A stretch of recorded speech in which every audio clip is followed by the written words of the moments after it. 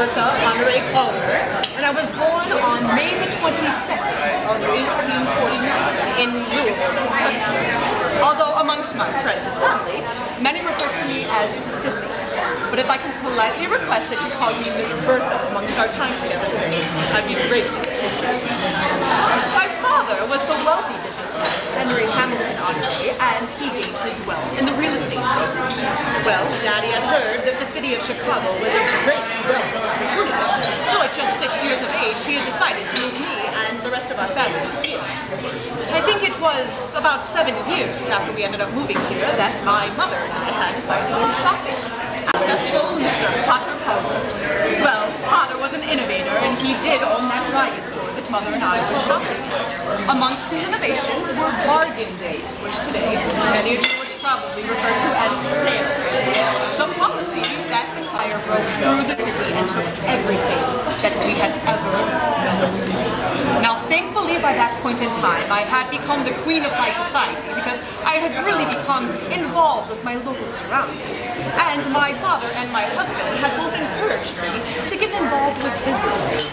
I particularly became involved with both women and their rights. So certainly tell me that is something I will remember in my life. Now, I wanted you to come here to the Clintwellers Club because Daniel Burnham was actually a founding member of the club. And it was originally located above Symphony Hall, which is about 3 buildings down. They decided that it really wasn't a good place for them being above the symphony, and that's when they decided to move here at this location. But you can still get the most spectacular views that you've ever seen being over here. Now, our first course that we're going to be having is something that I'm sure many of you are familiar with today. But if you would have come to the World's Fair in 1893, surely you would not have seen it the way that it was prepared for you today.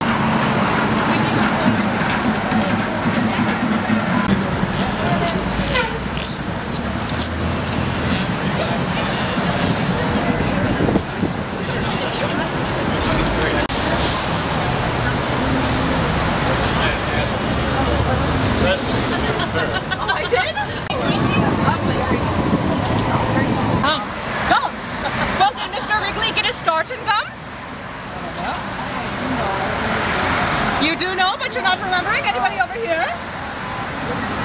Did Mr. Wrigley get his start in gum? No. No? Do you know when he got his start in? Okay. Well, Mr. Wrigley actually got his start in soap and baking powder. He made a new flavor to introduce at the 1893 Chicago World's Fair for that was. Spearmint? Not spearmint. Juicy fruit. Juicy fruit.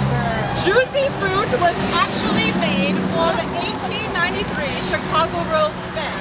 And if you have never tried it, I would ask you to, because it's a flavor that I believe is going to move you. And although I'm projecting, I'm afraid some may not hear what I'm about to say. This building that you're looking at was successful in Germany. Why don't I try to come over to the United States and create my beer here so that people can experience my beer? So, after 1890, he decided to come over here, and he had word of the Great Chicago Fire, or excuse me, the Great Chicago World's Fair coming to the town in 1893. And as I was saying a little bit earlier, that every single day at the fair was truly a different themed day. So, Mr. Berghoff had gone over, and he was going to go back to something that he tried at the fair for the very first time at the San Antonio State Building, which was chili con carne, and it has been on the menu ever since.